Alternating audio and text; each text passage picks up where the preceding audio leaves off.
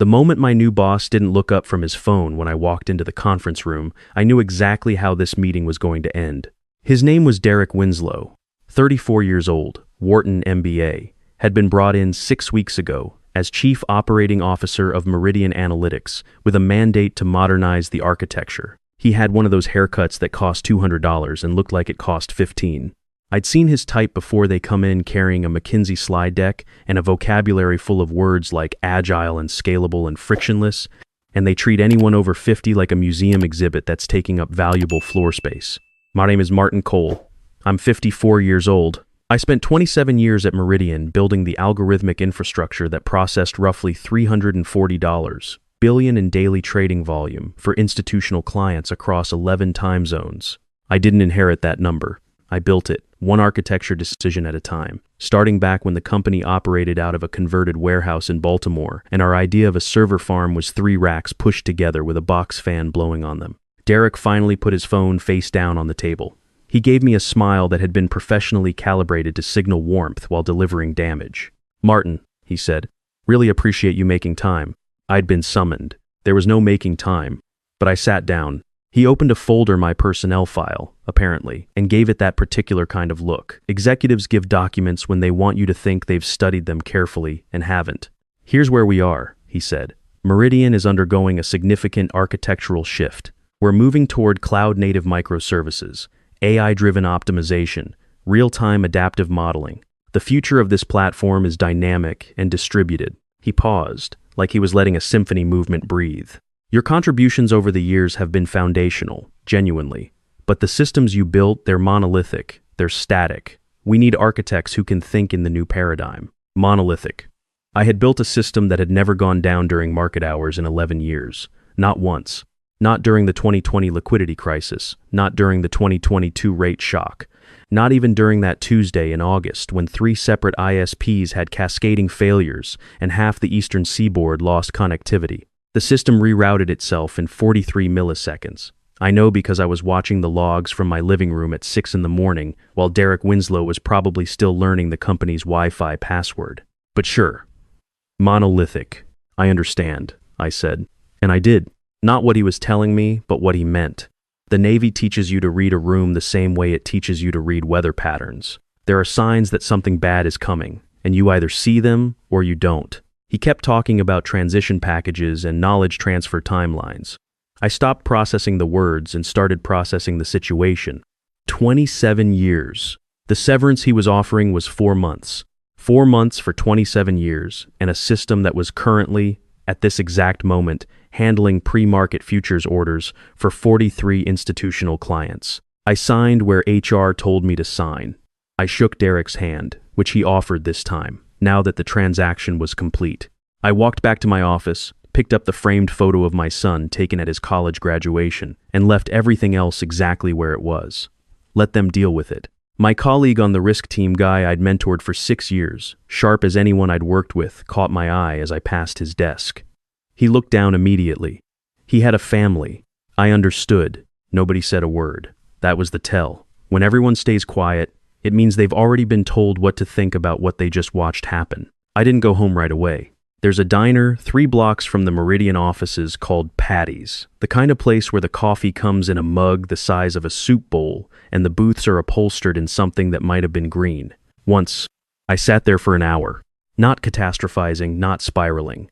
Just thinking the way I'd learned to think when I was doing systems analysis at 22. Slow down, map the variables, identify what you actually control. Meridian had been my professional life. I joined when we were 8 people and a dream. I'd watched us grow into a company that 7 of the top 10 hedge funds in the country couldn't operate without.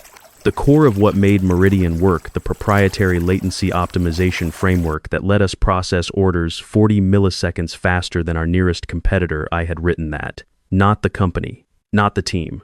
Though the team had built beautiful things on top of it, the foundation was mine. I paid for my coffee in cash and walked to my car. Drove home through the kind of late afternoon Baltimore traffic that gives you time to think whether you want it or not. My house smelled like sawdust and old books.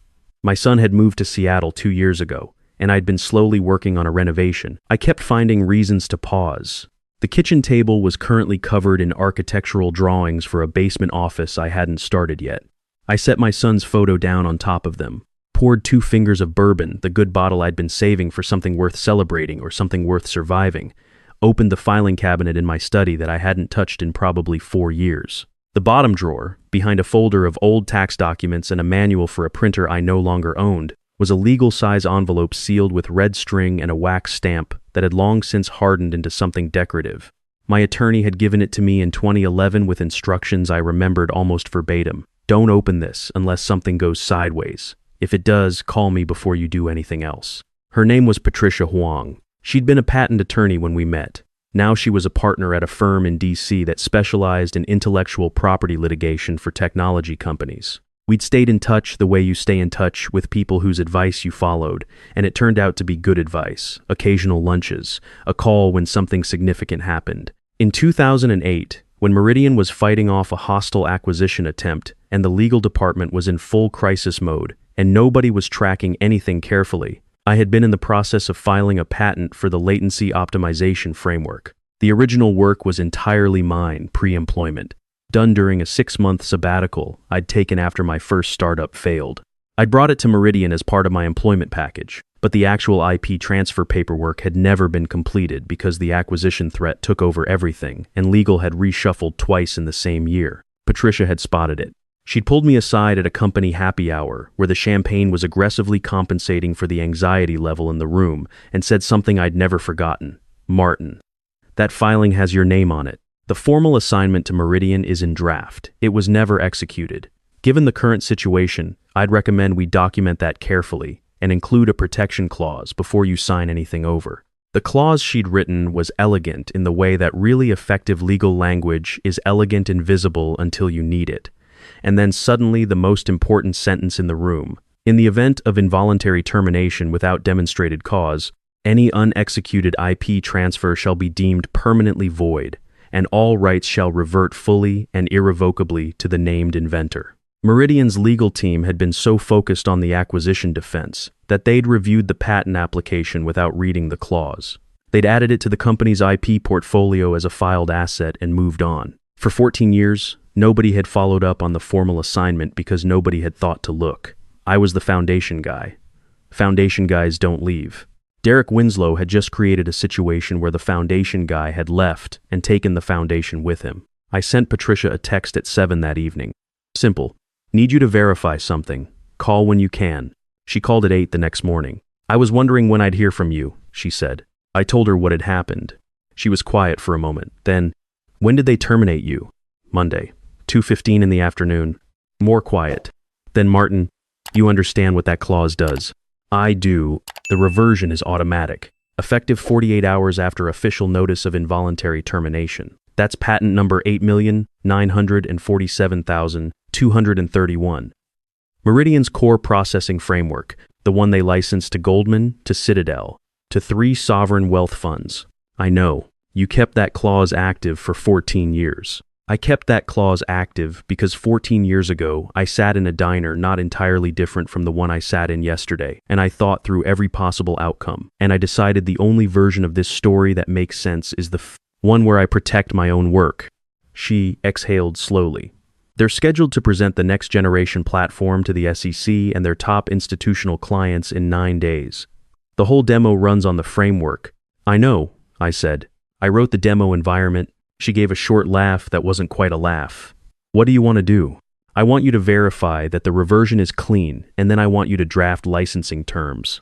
And then I want to wait. That's what people like Derek Winslow never understand about the people they call obsolete. The experience they're dismissing as a liability is the same experience that teaches you the most important lesson in any high-stakes situation. Patience is not passive.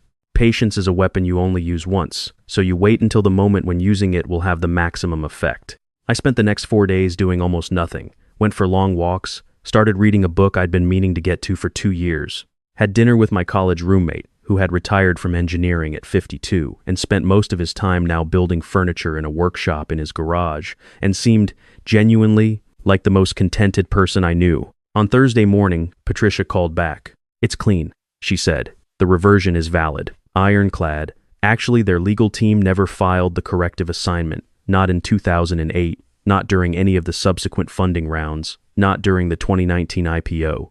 It never happened. Good. There's something else. Her voice shifted slightly. My contact at their outside counsel says Derek doesn't know yet. One of the junior associates flagged it on Wednesday morning during routine patent portfolio review.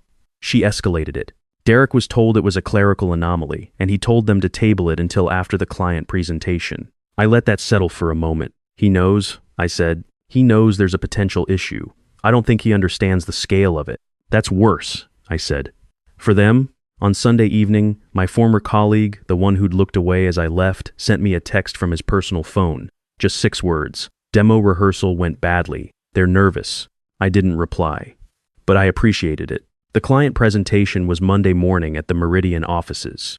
Their top 12 institutional clients, 3 SEC observers, and 2 board members who didn't usually show up to these events had all been invited to watch the debut of what Meridian had been calling, internally, the next generation of predictive architecture. Derek had personally pushed the timeline up by 3 weeks to capitalize on a competitor's recent outage.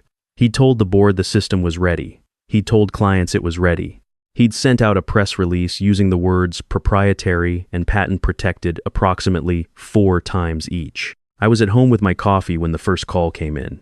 It was not from Derek. It was from the company's founder, a man named Gerald Ashby, who had built Meridian from nothing in the late 90s and had stepped back from day-to-day operations 6 years ago after a health scare that had recalibrated his priorities. Gerald was in his early 70s now.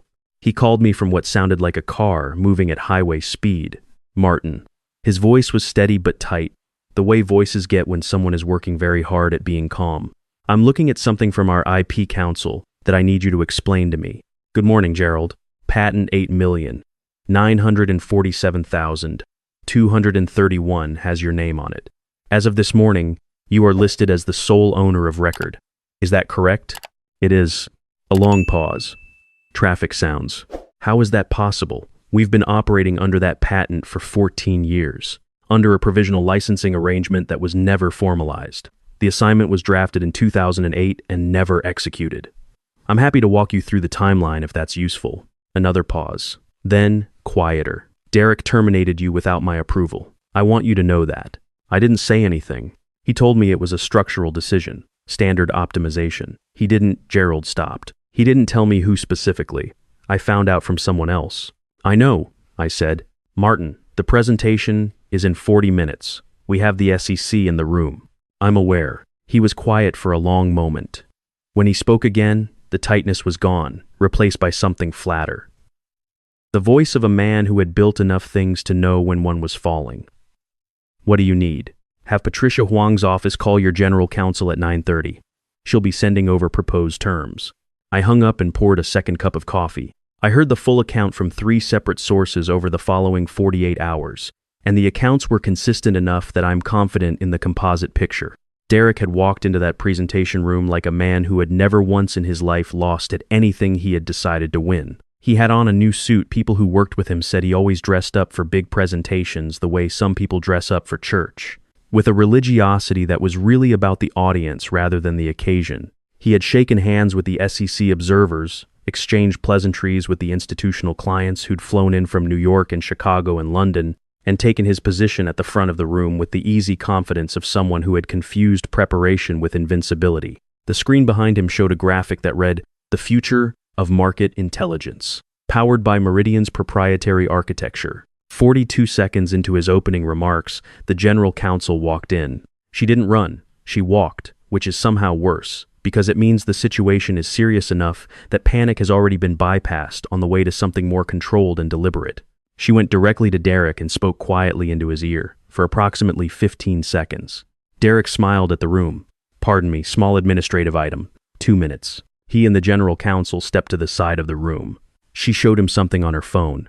He looked at it. He looked at it again. Then he looked at the screen behind him at the words proprietary architecture, and something changed in his face. One of the SEC observers was a woman named Deborah Finch, a senior examiner who had spent 19 years reviewing technology company compliance disclosures. She had come into the room already holding a printed copy of patent 8,947,231 231, and its ownership record, which had apparently been flagged in a routine USPTO scan that her team ran on companies they were scheduled to audit. She stood up. "Mr. Winslow," she said, "before you proceed, I'd like to ask about the ownership status of the core processing patent referenced in your pre-meeting materials. Specifically, I'm looking at a reversion filing completed last Wednesday under the name of the original inventor. Could you clarify Meridian's current licensing position on patent 8,947,231? The room went quiet in the particular way that rooms go quiet when everyone realizes simultaneously that something significant is happening. Derek looked at the document in her hand. He looked at his general counsel. He looked back at the screen. "There may be some paperwork that needs updating," he said. "The paperwork appears to be current," Deborah Finch said. "As of Wednesday. The question is whether Meridian holds a valid license to demonstrate and commercially represent this technology." Another one of the SEC observers leaned over and said something to his colleague. Two of the institutional clients were already on their phones. The general counsel answered the question that Derek couldn't. "We are in the process of formalizing our licensing arrangement," she said, with the professional steadiness of someone who gets paid very well to say things that are technically accurate and structurally devastating in the same breath. "The presentation is being paused, pending clarification." Derek said something about needing a brief recess. The institutional clients said they had flights. The SEC observers said they'd be in touch through official channels. The board members, who had not been told any of this, stayed behind and asked questions that apparently lasted 2.5 hours. Derek did not come back out until after 4 in the afternoon. My contact on the risk team said he looked, as he passed through the open floor, like a man who had suddenly been made aware of gravity. By Tuesday morning, I had received 67 missed calls. I returned 2 of them. The first was to Patricia. She had already spoken with Meridian's general counsel. They wanted to negotiate. I told Patricia to send the terms. The second call was to Gerald. He picked up before the first ring had finished. "I owe you an apology," he said. "You owe me terms," I said. "The apology is noted." He surprised me. He didn't argue about the structure. He didn't try to relitigate the history or reframe the last 14 years. He just asked me one question. "Is there a version of this where you come back?" I thought about that. I thought about my son's photo on the kitchen table, and the unfinished renovation, and the bourbon, and the morning walk I'd been taking every day for the past week that I had started to genuinely look forward to. "There's a version," I said. "Look at the terms." The terms Patricia had drafted were clean and, I thought, proportionate, not punitive. I wasn't interested in burning anything down. I was interested in having the record reflect reality. Full licensing agreement for Meridian to continue operating under patent 8,947,231. $18 million up front, representing a reasonable accounting of 14 years of unlicensed use. 12% ongoing royalties on all contracts utilizing the framework. A consulting role with actual authority and board-level access, not a title on an org chart with no budget. Public attribution of original authorship on all commercial materials. And Derek Winslow's immediate departure from the company. That last one wasn't negotiable. I made that clear through Patricia. And I want to explain why, because I think people sometimes misread what that kind of demand is about. It wasn't personal animosity. Derek was not a unique individual, he was a pattern. And that pattern would repeat if left in place. The pattern was, someone who has never built anything acquires authority over people who have built everything, and uses that authority to eliminate the very expertise that makes the whole enterprise viable, because that expertise is invisible to him, and therefore, in his model, valueless. Derek would do to the next person what he did to me. He would do it to 3 people before anyone stopped him. I'd seen it before. The only effective response to that pattern is to make the cost of it undeniable. Gerald accepted all of it. The board had already reached the same conclusion about Derek through their own process. He was gone by Wednesday afternoon. Patricia called me Thursday morning to confirm the signing. She had a dry sense of humor that only emerged in moments of professional satisfaction. "You know," she said, "most people, when I advise them to file that kind of clause, I'm thinking maybe they'll need it once in a career.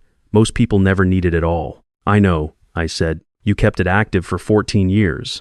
I kept it active because 27 years ago, I was young, and I worked with someone smart enough to tell me that the people who build things aren't always the people who get credit for building things, and if I wanted to make sure that equation could be corrected, I needed to plan for it before I needed it. She was quiet for a moment. Then, "What are you going to do now?" I looked out the window of my study at the backyard. There was a magnolia tree my wife had planted the year we moved in, before she got sick, before we lost her. It was in full bloom. I had been walking past it every morning for a week and not really seeing it, and today I was seeing it. "I'm going to finish my renovation," I said, "and then we'll talk about what comes next." The consulting role I negotiated gave me genuine flexibility. I could work on my own schedule, advise on architecture decisions without being subject to the day-to-day organizational machinery that had ground me down in ways I hadn't fully acknowledged while I was inside it. The first thing I did, in my new capacity, was recommend that the company bring in 3 senior engineers who had been pushed out over the past 2 years in various restructuring exercises. One of them was a woman named Camille Ortega, who had built the real-time risk monitoring module that Derek had been planning to replace with an off-the-shelf product. She came back in a senior role with appropriate compensation. The off-the-shelf product contract was canceled. My former colleague on the risk team, the one who'd looked away, and later sent me the 6-word text, stopped by my desk on my first day back. He looked like he had something to say, and wasn't sure he'd earned the right to say it. "I should have spoken up," he said. I thought about that. I thought about what it costs to speak up when you have 2 kids in school and a mortgage, and you have just watched someone get walked out by HR for reasons that weren't fully explained, and the implicit message hanging in the air was that this can happen to anyone. "You sent the text," I said. He nodded. "We didn't say anything else about it. 6 weeks after the presentation that wasn't, I was having lunch with Gerald at a restaurant near the harbor that we'd been going to occasionally for 15 years. He was different. The health scare had done that. And I thought the recent events had accelerated something he'd been processing privately. He seemed less interested in the company's next quarter projections and more interested in what the company was actually for. "I should have been paying more attention," he said. "When Derek came in, I knew what you'd built. I just trusted that someone else was managing the relationship." "You delegated," I said. "That's not a character flaw. It's what happens when organizations scale. I didn't protect the people who built this company." I looked out at the harbor. A container ship was moving slowly toward open water, the kind of movement that looks static until you track it against something fixed. "Gerald," I said, "you know what the real lesson is? Not for me for the next time. Document your obligations to the people who build things before you need to. Don't wait for a crisis to honor a debt." He nodded slowly. "Is that advice or a warning?" "Both," I said. "And it's free." I heard through the professional grapevine, about 2 months after everything settled, that Derek had landed at a smaller fintech startup as a senior advisor. The announcement used phrases like proven transformational leader and strategic visionary. I read it once, closed the tab, and went back to the architecture diagram I was reviewing for Meridian's next platform iteration. I didn't feel anything in particular about it. That surprised some people when I told them. They expected, I think they wanted something more dramatic, anger or triumph, or at minimum, a satisfying sense of closure. But here's the thing about spending 27 years doing precision work. You learn that the outcome is almost never the point. The point is the integrity of the process. You build things correctly. You document your ownership. You protect your work with the same care you put into building it. And then you stay patient and you trust the structure. The structure holds or it doesn't. In this case, it held. My son called me on a Sunday about 3 months after everything resolved. He'd seen a brief mention of the Meridian situation in a trade publication, enough to understand the broad strokes. "Dad," he said, "did you know when you were filing that patent that this would happen?" I thought about that honestly. "No," I said. "I knew it might, so I prepared as if it would." He was quiet for a moment. "That's kind of incredible." "That's just engineering," I said. "You design for failure conditions. You build in redundancy. You don't assume the system will be kind to you. You account for the scenarios where it won't be, and you make sure you've got something solid to fall back on. You're talking about your career like it's a software system." "Everything's a system," I said. "The ones that last are the ones where someone thought carefully about what happens when things break." The renovation is finished now. The basement office has floor-to-ceiling bookshelves and a drafting table I found at an estate sale and a window that looks out at the magnolia tree. I work there 3 mornings a week. The other days I do other things. The magnolia bloomed again this spring, longer this time, or maybe I just paid more attention. Some people, when they heard what happened, said I was lucky. The clause, the timing, the fact that Derek moved when he did and in the way he did, and I understand why it looks that way from the outside. But there's a version of luck that's really just preparation that finally found its moment. I had spent 14 years carrying something I hoped I would never need. Because the alternative, hoping that the people I worked for would always act with good faith, would always remember what they owed, would always protect what I'd built, required a kind of trust that I'd learned, carefully and without bitterness, not to extend unconditionally. The systems that last are the ones where someone thought about what happens when things break. I am that someone. I always was.